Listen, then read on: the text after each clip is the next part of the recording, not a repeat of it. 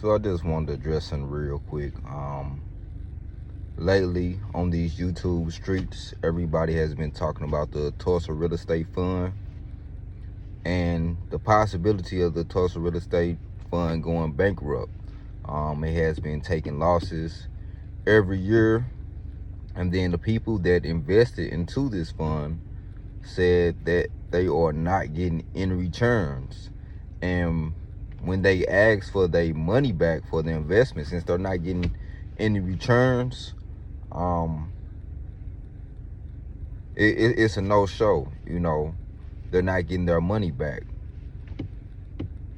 And Pocket Watch with JT, he broke this down on his show. He broke down all the numbers of all the losses. He showed all the evidence. He broke everything down. And if you remember when it first started, during the time the Tulsa Real Estate Fund started, I think it was around 2016. Around 2016, I was in my early 20s.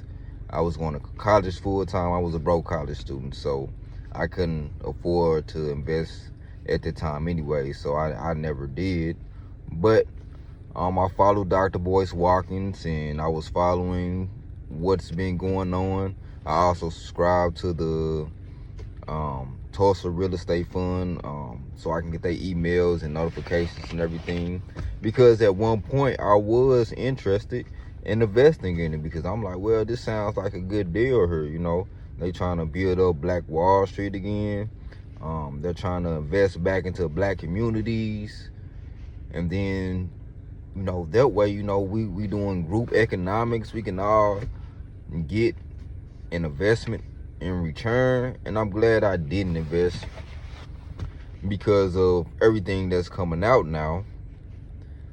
And prior to that, Jay Morrison, he didn't have the best reputation anyways, because a lot of people were saying that he had bad business practices. He scammed them out of some money. So the thing is, Dr. Boyce Watkins, he has a PhD in finance, and he was vouching for this Tulsa Real Estate Fund. He was promoting it. He was like, I invested in it. I had this PhD in finance. I asked him all the right questions. I vetted him and everything. He basically made it seem like it was something good to invest in. So now, fast forward, the Black people invested $13 million into this fund. Nobody is seeing any returns, and they can't even get their money back. And now people are looking like,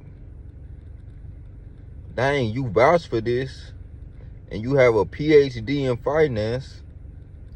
Like, what's going on here? And the thing is, even if you made a mistake and you vouched for him, and you was like, yeah, this fund is good,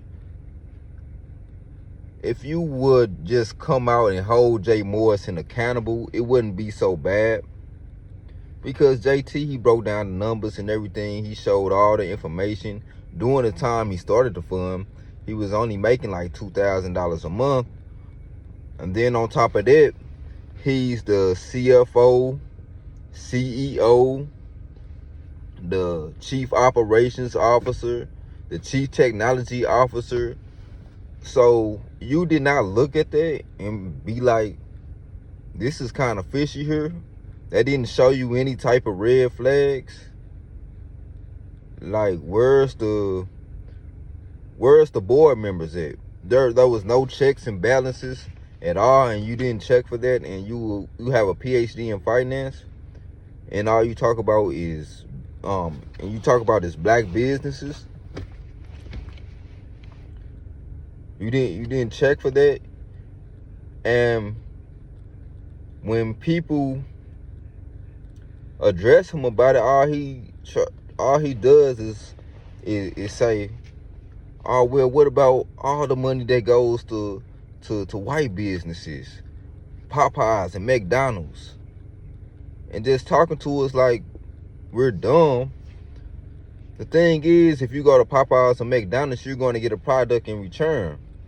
These people haven't invested millions of dollars, and they're not getting any type of product in return.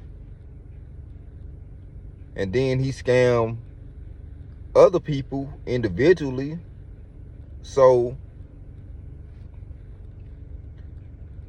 instead of reacting to the actual numbers and the actual data and the actual evidence of bad business practices, instead of addressing that like people want you to, because you're a PhD in finance, you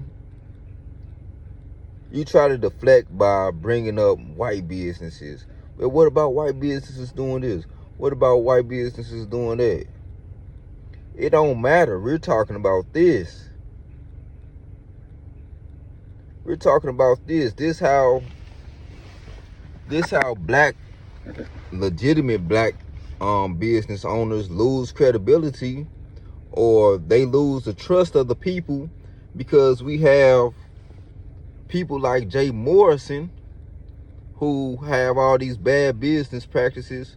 They're scamming people. And when someone actually legitimate comes along that actually is going to do something, black people are not going to trust them. You always like to mention how we have the least amount of wealth.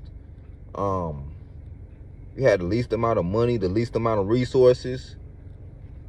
So if somebody takes $13 million from the black community and doesn't return anything, then they need to be held accountable. Because that $13 million could have actually went to something productive. If that's what you're going to keep on using, what about the white businesses? What about this? And you keep bringing up having intelligent conversations, but you're not breaking down the numbers. You're just going off the fact that he's your friend. You're not going off of proof. You're not going off of evidence. Like, it's people who lost money doing this. Some people who invested thousands of dollars. I can imagine for the people who invested like they whole savings and things like that. Like, we already have limited resources as it is. We already had the least amount of wealth. So if we have our own people stealing from us and not returning anything, they need to be held accountable. I don't care who it is. You can be B1 and still hold people accountable. Because we had to clean our house up first.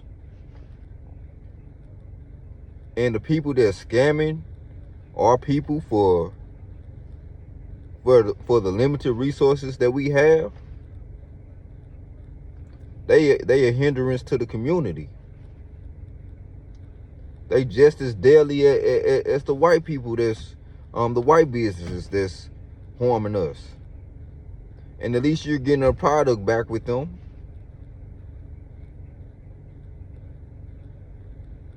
Instead of deflecting, how about you hold Jay Morrison accountable?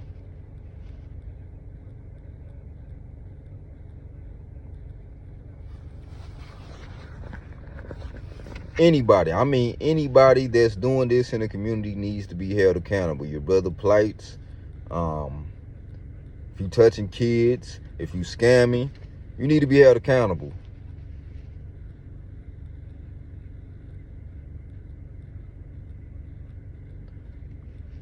But yeah, that's all I had to say about that.